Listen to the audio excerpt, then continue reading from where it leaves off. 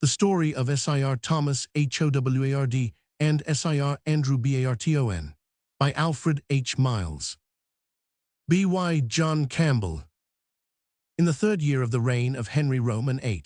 Sir Andrew Barton, a Scots seaman, with 2 stout vessels, the Lion and the Jenny Perwin, ranged the coasts of England and interrupted all trade and navigation, his authority being letters of reprisals against the Portuguese granted him by James Roman III, late King of Scotland, under which he did not hesitate to attack and appropriate ships of all nations, alleging that they had Portuguese goods on board. On complaint of these grievances being made to the Privy Council of England, the Earl of Surrey, afterwards Duke of Norfolk, treasurer to Henry Roman VIII,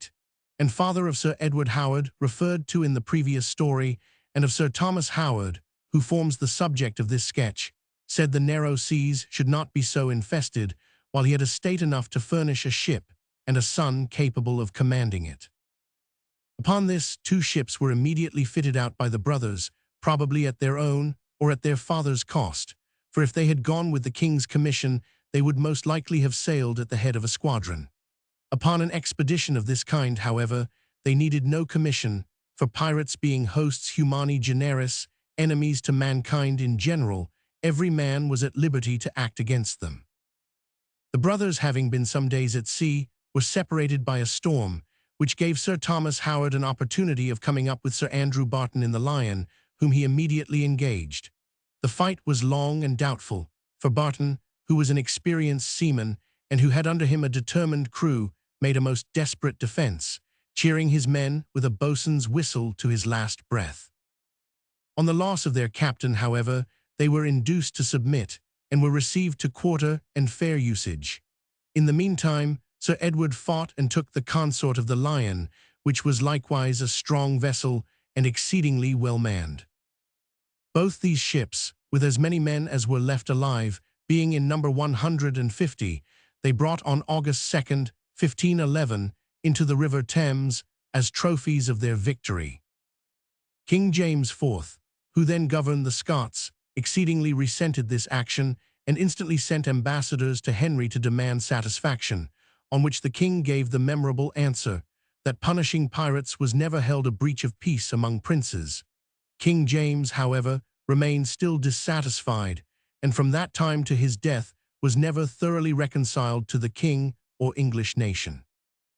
Sir Thomas Howard accompanied the Marquis of Dorset in his expedition against Guienne, which ended in King Ferdinand's conquering Navarre, and the commander-in-chief falling sick, Sir Thomas succeeded him and brought home the remains of the English army. He had scarcely returned, however, before the news arrived of the death of his brother, Sir Edward the Lord Admiral, whereupon the king instantly appointed him his successor. The French ships were at that time hovering about the English coasts, but Sir Thomas quickly scoured the seas so that not a bark of that nation durst appear, and on July 1st, 1513, landing in Whitsand Bay, he pillaged the country adjacent and burnt a considerable town. Henry VIII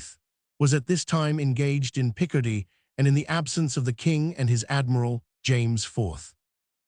seized the opportunity to invade England with a mighty army, supposing he should find it without defense. Thomas, Earl of Surrey, father of the admiral, however, quickly convinced him of his mistake, marching towards Scotland with a powerful army, which strengthened as it moved, while Sir Thomas Howard, returning on the news of the invasion, landed 5,000 veterans and made haste to join his father.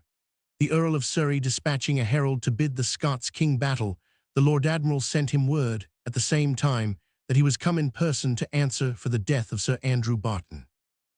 This defiance produced the famous Battle of Flodden Field, which was fought on September the 8th, 1513, when Sir Thomas Howard commanded the vanguard, and by his courage and conduct contributed not a little to the glorious victory in which James IV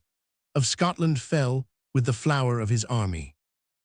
King Henry, for this and other services, restored Thomas, Earl of Surrey, to the title of Norfolk, and created the Lord Admiral Earl of Surrey.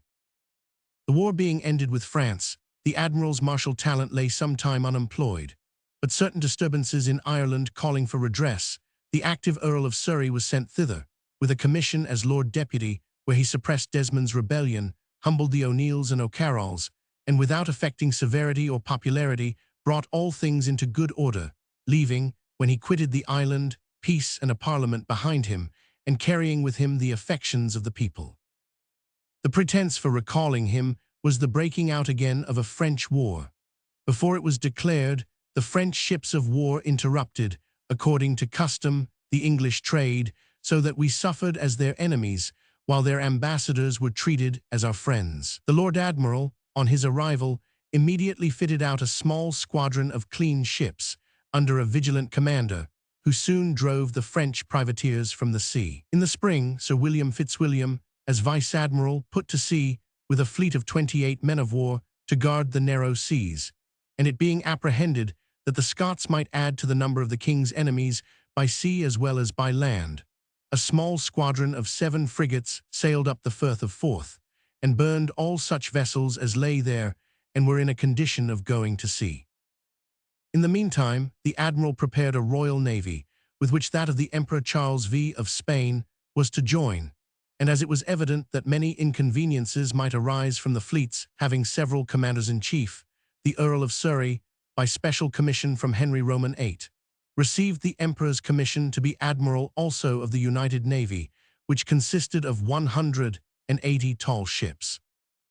With the united fleets, the admiral sailed over to the coast of Normandy and landed some forces near Cherbourg, wasted and destroyed the country, after which they returned. This seems to have been a feint, for in a few days the admiral landed again on the coast of Bretagne a very large body of troops, with which he took and plundered the town of Morlakes, and having gained an immense booty and opened a passage for the English forces into Champagne and Picardy, he first detached Sir William Fitzwilliam with a strong squadron to scour the seas and to protect the merchants, and then returned to Southampton, where the Emperor Charles V, who had visited England to confer with Henry VIII, and Cardinal Wolsey, embarked on board his ship and was safely convoyed to the port of St. Andero in Biscay. The Earl of Surrey succeeded to the office of Lord Treasurer on the retirement of his father, and on the Duke's death was appointed to command an army against the Scots, and employed on various other commissions of importance.